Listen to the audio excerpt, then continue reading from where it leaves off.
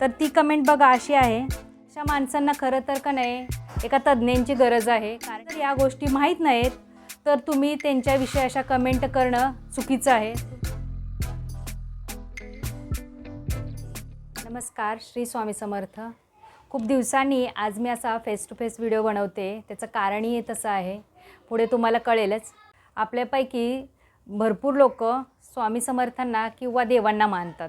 मी सुद्धा एक स्वामी भक्त आहे आणि एका महाशयानी स्वामींवर अशा कमेंट केल्यात की त्या ऐकल्यानंतर मला राहावलं नाही. मला असं वाटलं की या विषयावर मी तुमच्यासोबत व्हिडिओ बनवावा आणि तुम्हाला ह्या सांगाव्यात. तर ती कमेंट बघा अशी आहे, स्वामी समर्थ म्हणजे हल्लीचे अशोक खरात लिंग पिसात महाराज. त्या महाशयांना सांगेन की तुम्हाला माहिती आहे का की स्वामी समर्थ कोण होते ते? तुम्हाला जर माहिती नाही तर तुम्हाला त्यांच्याविषयी अशी कमेंट करण्याचा काहीच अधिकार नाही. एक लक्षात ठेवा, स्वामी महाराज हे ब्रह्मांड नायक आहेत आणि अशोक खरात हा एक राक्षस आहे आणि त्या राक्षसाच्या हाती अशी तुमच्यासारखीच माणसं खूप बळी पडलेली असतात. म्हणून तुम्ही तिकडचा राग आहे का नाही ते इकडं काढता तुम्ही. असं तुम्हाला जर या गोष्टी माहीत नाहीत तर तुम्ही त्यांच्याविषयी अशा कमेंट करणं चुकीचं आहे. तुम्ही अशा कमेंट केल्या नाही पाहिजेत. आणि तुम्हाला जर त्यांच्याविषयी माहिती करून घ्यायची असेल तर तुम्ही स्वामींच्या एखाद्या केंद्रात मठात जा, तिथं बसा, त्या गोष्टी सगळ्या समजून घ्या. किंवा मोबाईल आहेच, तुम्ही ते मोबाईलवरनं सुद्धा स्वामींच्या सगळ्या गोष्टी तुम्ही जाणून घेऊ शकता.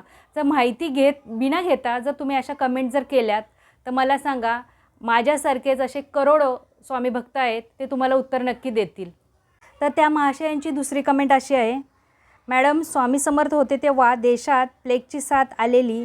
एवढे मोठे देव होते तर प्लेगवर औषध काढलं असतं. तर आता तुम्हाला ह्याच्यावर मला उत्तर द्यायचं आहे की महाशय, तुम्ही इतिहाससुद्धा थोडासा बघा, पडताळून पहा की इतिहासामध्ये काय आहे, की स्वामी समाधीस्थ कधी झाले, स्वामींची अवतार कार्य कधी संपलं आणि प्लेगची साथ कधी आली. तर हे सगळं बघा. आत्ता बघा करोना आला, त्याच्यावर पण तुम्ही सगळं स्वामींवरच सोपवणार आहात का? तुमची काही जिम्मेदारी नाही का? तुमच्यासारख्या माणसांमुळेच का नाही ह्या सगळे रोगराई येतात. कारण की तुमचे विचार आचार सगळे असे घाणेरडे असतात ना, त्यामुळे हे सगळं पसरतं. आता तुम्ही कमेंट करताय का नाही, हा पण एक रोगच आहे की तुम्हाला बिना एखाद्या व्यक्तीबद्दल, बिना एखाद्या संतांबद्दल, सद्गुरूंबद्दल जानकारी घेता तुम्ही जर हे अशा कमेंट करत असाल ना, तर हे सगळं चुकीचं आहे. तुम्हाला सुधारलं पाहिजे, तुमचा दृष्टिकोन बदलला पाहिजे. बघा, त्याच महाशयांची तिसरी कमेंट आहे, माझी कमेंट डिलीट करतायत का बघू स्वामी, विज्ञानाला आव्हान, बघू स्वामींचा चमत्कार.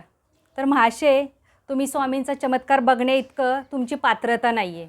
कारण की तुमचे विचार किती घाणेरडे आहेत का नाही, हे या कमेंटमध्ये आणि ह्याच्या अगोदरच्या सगळ्या कमेंटमध्ये सगळं दिसून आलेलं आहे. मला सांगा, तुम्हाला काही स्वामींचा चमत्कार बघायची गरज आहे? तो जो मेसेज तुम्ही केलेला आहे तो मी सुद्धा डिलीट करू शकते. स्वामींचं भक्त आहेत का नाही असे, ते सुद्धा डिलीट करू शकतात. स्वामीच कशाला पाहिजेत?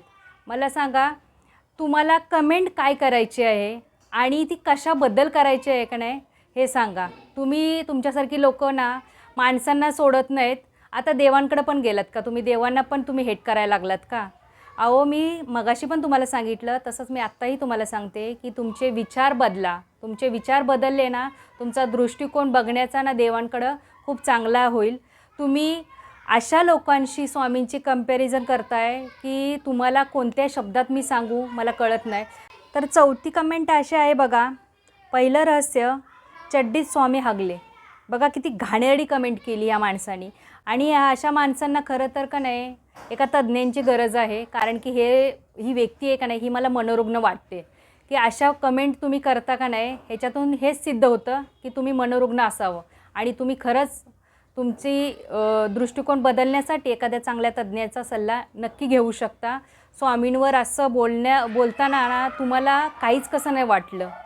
आता हा व्हिडिओमार्फत भरपूरशा स्वामी भक्तांना हे सगळे मेसेज आहेत ते कळणार आहेत आणि ते सुद्धा सांगतील की अशा तुमच्यासारख्या माणसांना कोणत्या पद्धतीने उत्तर दिलं पाहिजे ते.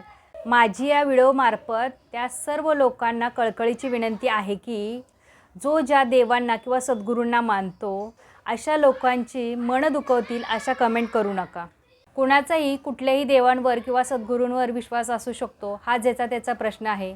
याच्यावर कमेंट करायची किंवा टिप्पणी करायची तुम्हाला अजिबात गरज नाही किंवा अजिबात तुम्हाला अधिकार नाही आहे.